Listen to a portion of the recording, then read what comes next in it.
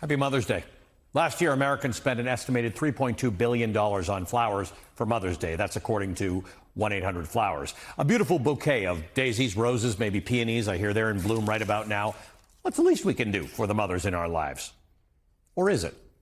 While flowers are a nice touch, maybe what mothers really need is safety, security, and a government that actually addresses their needs. According to a survey by the Institute for Women's Policy Research, American mothers want policy solutions for childcare, leave, and jobs. 63% of mothers are very or somewhat worried about having enough income to pay for the family's bills. 55.4% of mothers are either very or somewhat worried about having affordable and secure health insurance. And 70% of mothers support paid leave for work. This survey was done back in 2021. I feel comfortable assuming mothers still, generally speaking, feel this way. Maybe these numbers are even higher at this point. Because nearly 4 years later, we're being governed by an administration that's actively made it harder to be a mother in this country. The Trump administration claims to be pro-family. How so? Well, it reportedly wants to offer a $5,000 baby bonus to women who give birth. President Trump has called himself the father of IVF and the fertilization president. Project 2025, the conservative playbook that ushered in many of the policies that Trump is activating in America, included an entire chapter stipulating government policies should, quote, restore the family as the centerpiece of American life. Women are practically begging for things like paid family leave, financial assistance, universal health care. And what is Trump reportedly considering doing instead? I'm not kidding. A national medal of motherhood for mothers with 6 or more children. It seems that the Trump administration's idea of family first boils down to persuading women to have more babies. But President Trump has demonstrated that he has no interest in helping parents care for those babies once they're born. There are policy solutions readily available, but this administration is not only overlooking them, it's going out of its way to make parenthood, pregnancy, and family planning more difficult and more dangerous. In less than 4 months since Donald Trump returned to power, he has withheld more than $65 million in Title X funding, which provides money to community clinics like Planned Parenthood.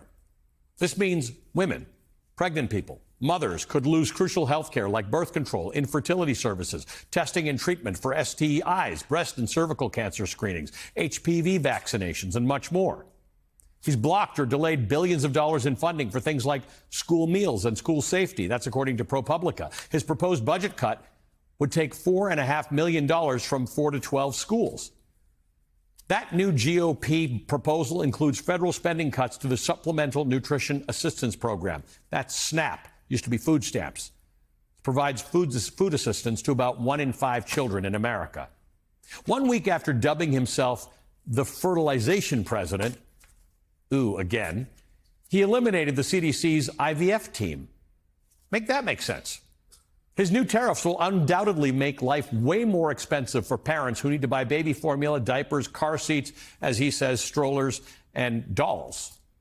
The administration has arrested, jailed, and deported mothers, breaking up families and leaving children as young as 4 years old to face immigration judges without their parents. The administration has scrubbed information on reproductive health from government websites. The maternal mortality rate in America, defined as the death of a woman while pregnant or within 42 days of termination of a pregnancy, has been on the rise in recent years. It's actually 3 times as high as most other high-income countries, making it more dangerous to give birth in America than in most other developed nations. It's even more dangerous for black women, by the way, and studies show that the maternal mortality rate is even higher in states that have abortion restrictions.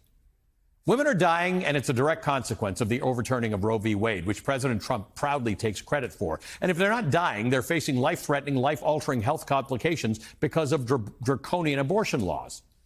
After Texas banned abortion in 2021, the rate of sepsis shot up more than 50% for women hospitalized when they lost their pregnancies in the second trimester. That's according to ProPublica. ProPublica previously reported last year about at least 5 women who died as a result of not receiving emergency abortion care in states that have abortion restrictions. Separately, the Trump administration is endangering the right to life-saving abortion care in emergency rooms.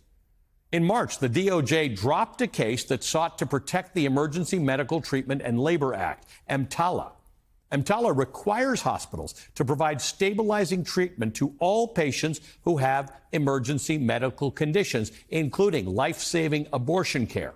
So, as the Center for Reproductive Rights notes, if you have a severe pregnancy complication in one of the dozen states banning abortion, President Trump has given the hospital emergency room a green light to ignore this federal law. You hear and see all of it, and you wonder why women aren't having more kids in this country. Actions speak louder than words. You can't claim to be pro-family while enacting policies that burden women, mothers, single mothers, working mothers, and any person who wants to become a mother at any point in the future. You just can't have it both ways.